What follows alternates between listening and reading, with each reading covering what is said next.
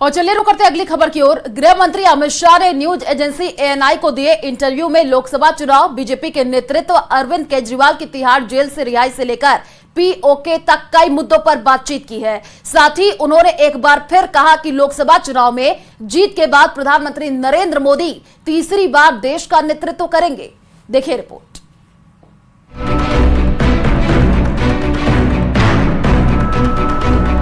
पाक ऑक्यूपाई कश्मीर भारत का हिस्सा है और इस पर हमारा अधिकार है कि जिसका बुरा समय आता है भगवान सबसे पहले उसकी मति हर लेता है। कांग्रेस पार्टी के साथ शायद यही हुआ। नरेंद्र मोदी जी ने घर में घुस कर मारा। यूसीसी हम लाएंगे। हमारे संकल्प पत्र का एक अहम मुद्दा है। एक देश एक चुनाव का नियम भी हम लाना चाहते हैं। न्यूज एजेंसी एएनआई को दिए इंटरव्यू में अमित शाह ने कई अहम मुद्दों पर खुलकर बात की। इस दौरान अमित शाह ने दिल्ली के सीएम अरविंद केजरीवाल की रिहाई और आम आदमी पार्टी सांसद स्वाति मालीवाल के मुद्दे पर वो बोले। अमित शाह ने कहा है कि दिल्ली के मुख्यमंत्री अरविंद केजरीवाल को दी गई अंतरिम जमानत एक नियमित फैसला नहीं था। उन्होंने दावा किया कि कई लोगों का मानना है कि अरविंद केजरीवाल को स्पेशल ट्रीटमेंट दिया गया है। वो कैंपेन में तो कह रहे हैं कि अगर झाड़ू पे वोट लगेगा तो उन्हें जेल जाने की जरूरत नहीं होगी। देखिए, तो मैं तो मानता हूं कि सुप्रीम कोर्ट का स्पष्ट रूप से कंटेम्प्ट है। इनका कहने का मतलब है जो विजयी होता है सुप्रीम कोर्ट उनको दोषी होने के बावजूद भी जेल नहीं भेजती। अब जिन जज साहबों ने उनको जमानत दी है उनको ये सोचना है कि उनके जजमेंट का क्या उपयोग या दुरुपयोग हो रहा है। आप उस जजमेंट के बारे में क्या कहेंगे? देखिए, सुप्रीम कोर्ट को अधिकार है न्याय की व्याख्या करने का, पर पहली बार हो रहा है कि मगर मैं मानता हूं ये रूटीन और नॉर्मल प्रकार का जुडिशियल जजमेंट नहीं है। काफी लोग देश में मानते हैं कि स्पेशल ट्रीटमेंट दिया गया है। जो उत्तर प्रदेश में इंडिया अलायंस में एक नई जान आ गई है जब से केजरीवाल आए हैं, उनका नैरेटिव थोड़ा अग्रेसिव हो गया है, क्या ये आप मानते हैं? अभी तो वो कोई अलग इश्यू में ही फंसे हैं, थोड़ा इनको फ्री हो जाने दीजिए, बाद में देखो क्या होता है। पर वो जिस इशू में फंसे हैं वो राज्यसभा की मेंबर हैं स्वाति जी। देखिए, मैं इस पर टिप्पणी करना नहीं चाहता। अगर कोई पुलिस को कंप्लेन करता है तो पुलिस उसका संज्ञान देगी, मगर मैं इतना ही कहता हूं कि अभी उनको बेचारे को जिस इश्यू में फंसे इससे निपटारा लाने दीजिए, काहे को ये सब में उलझाती है। गृह मंत्री अमित शाह ने कांग्रेस नेता राहुल गांधी को लेकर हुए सवालों पर भी जवाब दिया। उन्होंने दावा किया कि 4 जून को जनता जब अपना फैसला सुनाएगी तब राहुल गांधी छुट्टी पर चले जाएंगे और मोदी पीएम पद की शपथ लेंगे।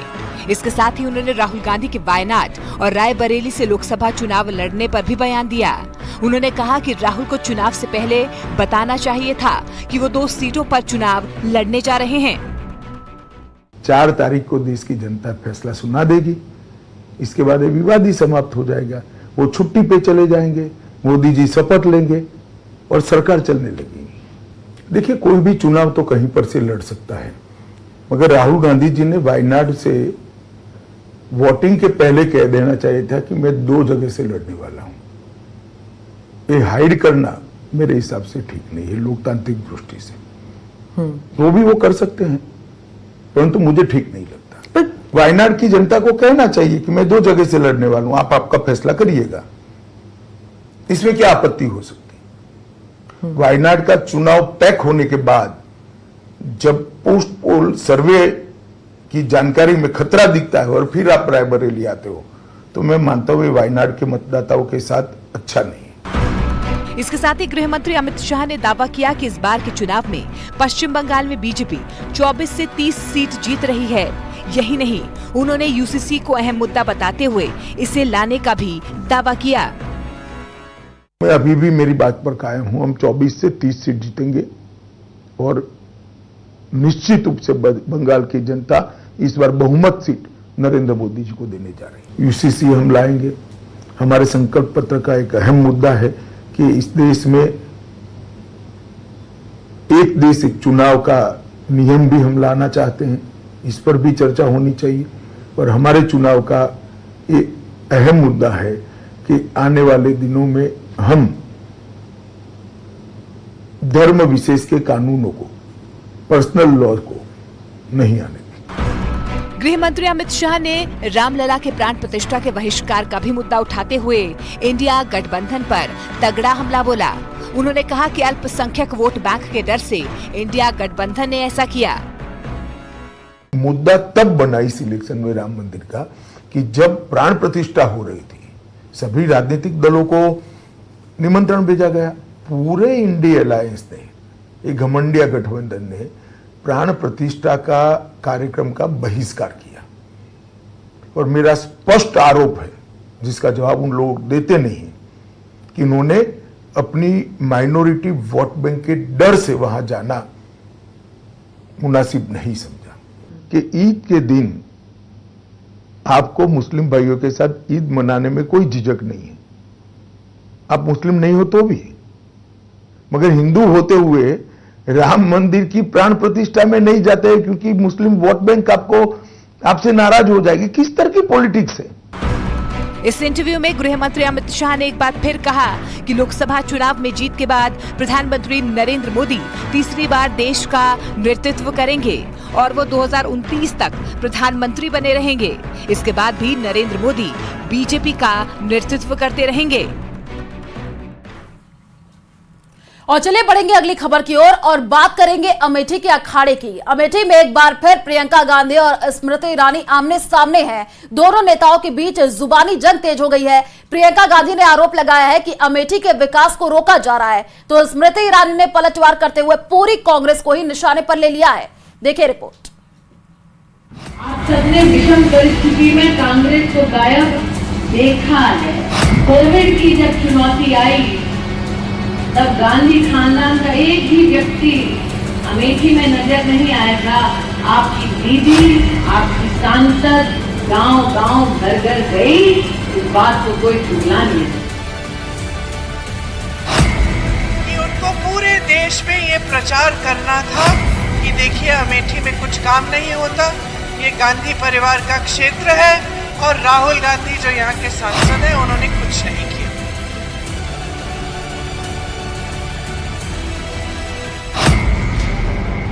कभी स्मृति ईरानी की ललकार। कांग्रेस ने कह दिया कि अगर राम भक्त एक भी वोट डालेगा कांग्रेस के पक्ष में तो वो मंदिर के निर्माण का निर्णय बदल देंगे। कभी प्रियंका गांधी की हुंकार।